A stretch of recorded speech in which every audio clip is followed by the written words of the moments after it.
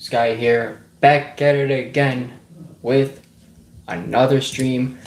We got a lot to talk about. So, we got a new 3i Atlas claim. We got a lot of solar activity happening.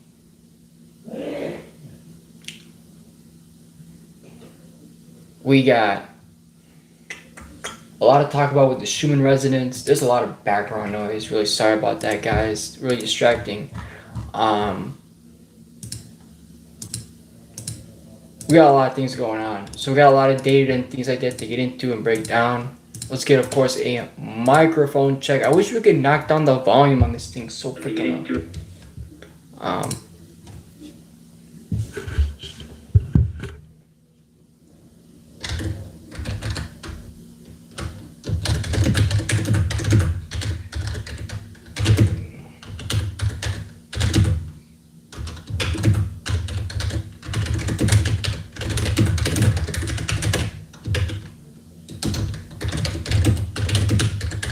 I hope everybody's been good lately.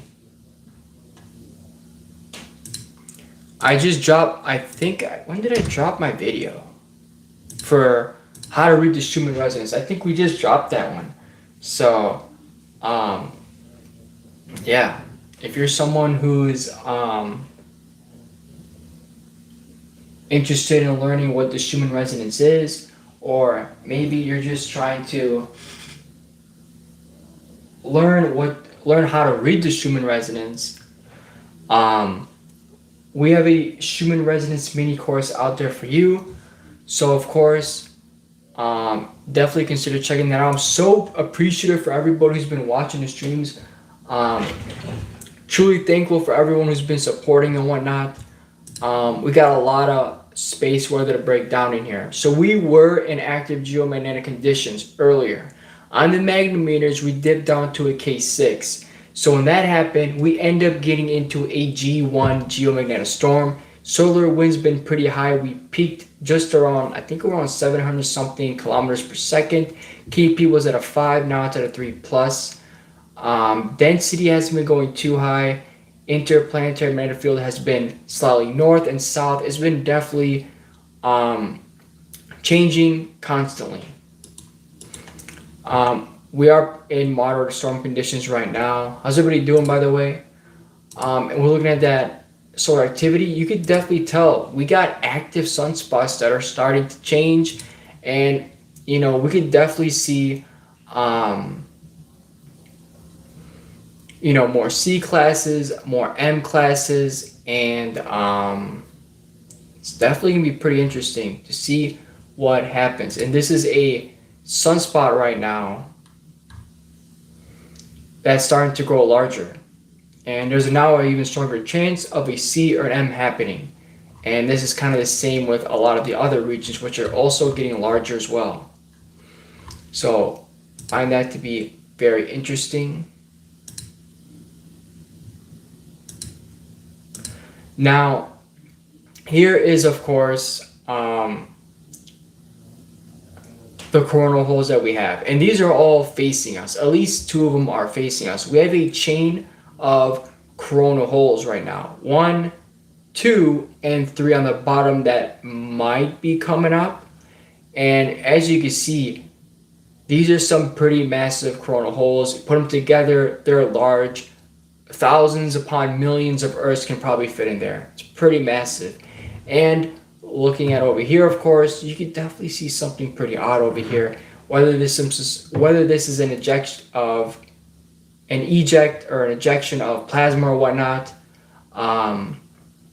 could be. A lot of activity going on in the sun, and on the coronal hole detection map, you can tell we definitely have a lot of coronal hole activity.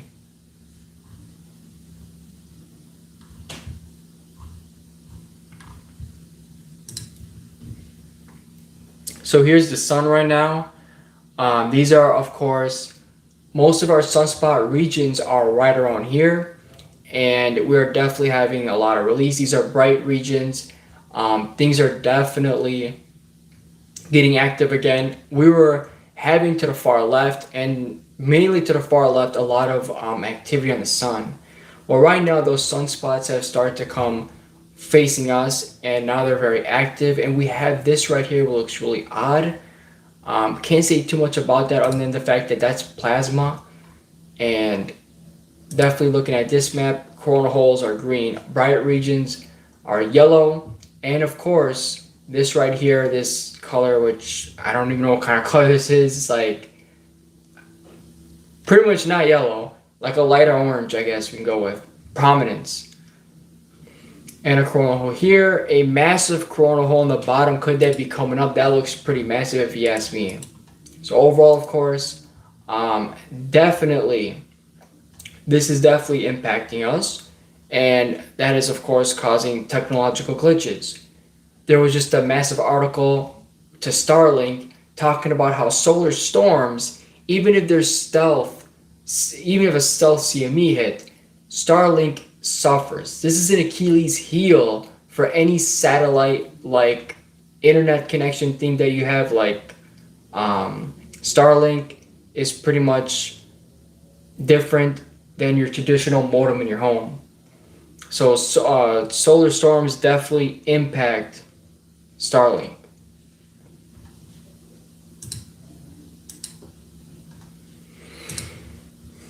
For the Schumann residents right now, and again, it's November 24. It's about like 10 p.m. right now, Eastern time. It's been quite the last, let's say, 8 hours. But we definitely still had a lot of activity throughout the day. I think we may have hit maybe a power 25 at the most. And of course, it's definitely been pretty active. We had this right here, which was a power 50. Overall, our highest power was around here, and that was a power 25. This, unfortunately, was not close to that at all. It was maybe a power 17 or so, believe it or not. So, overall, we've been active. We've been active recently, pretty quiet. On the other Schumann resonances in Italy, specifically this one, which is in Comune, Italy, these are some of the most oddest patterns. We've been having these for a few days right now, and it is something that is absolutely unusual, and I haven't seen this in a long time or really ever. And I've never seen this. And these are just really weird spots. Normally we get line and vertical spikes, but right now, of course, things are definitely looking pretty awkward. Very active here on a spectrogram.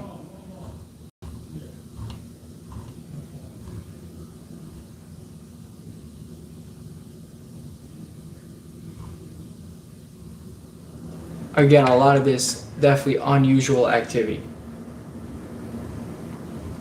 I'm not going to break it all down, but of course, over here, of course, very unusual activity.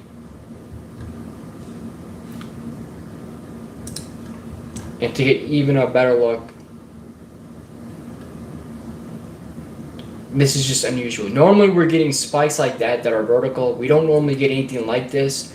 So people have been questioning if they're man-made, if it's something doing it, what the heck is doing it, right? Besides that, of course, we might as well get into an article talking about 3i Atlas. So basically, Schumann resonance has definitely been active. What has been going on though? Why are they not showing it as much?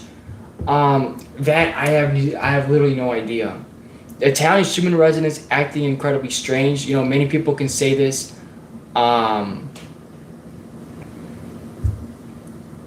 It's been pretty wild. The sun right now is a chain of coronal holes, which is very unusual and pretty hectic. And people are feeling that. We were in a geomagnetic storm. So let's get into 3i Atlas. So for 3i Atlas, we pretty much have a claim by Ivy Loeb. And Loeb, I'm going to just call him Ivy. Alright, I guess we're going to give him a new name. We're going to go with AL. Alright, we're going to go with AL or Al. He told the Post that 3i Atlas could be using its time near Jupiter on March 16 of next year to seed additional probes onto the gas giant.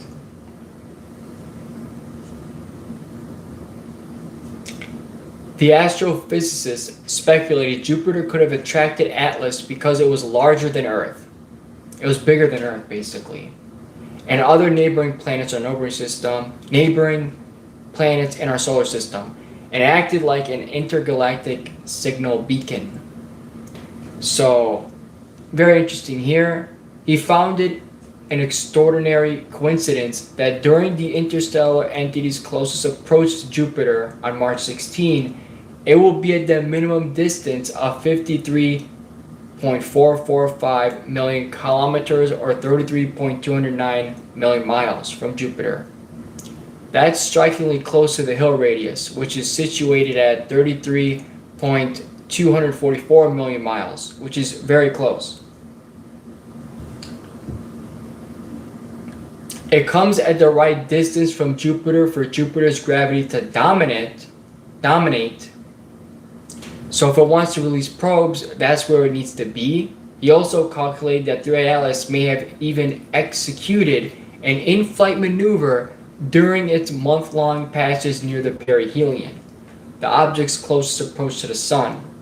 To ensure it was a proper range, the non-gravitational acceleration introduced a small course correction of exactly the magnitude needed to bring the minimum distance of 3i Atlas from Jupiter to the value of Jupiter's Hill radius. 3i Atlas would have missed the edge of the Hill sphere otherwise if it went a different approach. So basically, very interesting here with basically what he's saying. And NASA, in my opinion, did a pretty bad job when it came to the little presentation they had. I feel like there's so many unique things about 3i Atlas, and in my opinion, of course, they never really spoke those things out. They didn't get a good image of it alone. So I feel like the image they brought was really terrible, and they need to really do a better job, providing a better image and whatnot. And maybe that live stream really shouldn't have even happened due to the fact that they weren't really doing anything for 40 days. I think there's definitely still some, there's definitely they needed more time and preparation, and they need to do some research. I'm sure they have more telescopes. I'm sure there's something that they could see it with, right? I mean, even amateur astronomers are actually getting 3i Atlas. So they should definitely be able to get something here, So overall, very interesting. There's still a chance it's not a comet, even though it could be. In my opinion, I'm really favoring a comet or alien tech. Not aliens, but alien tech. Just because of how different it is, But with the amount of water that's coming out of it when it reached the perihelion, it kind of shows that there's definitely life outside of this solar system. Not just out of the solar system, but definitely further places, So very interesting here. Thank you all so much for watching. I'm really appreciative for everybody who's watched. And hopefully, of course, everybody got some good information out of this. Make sure you hit the like, subscribe button, and I'm going to keep you guys updated. So, good night.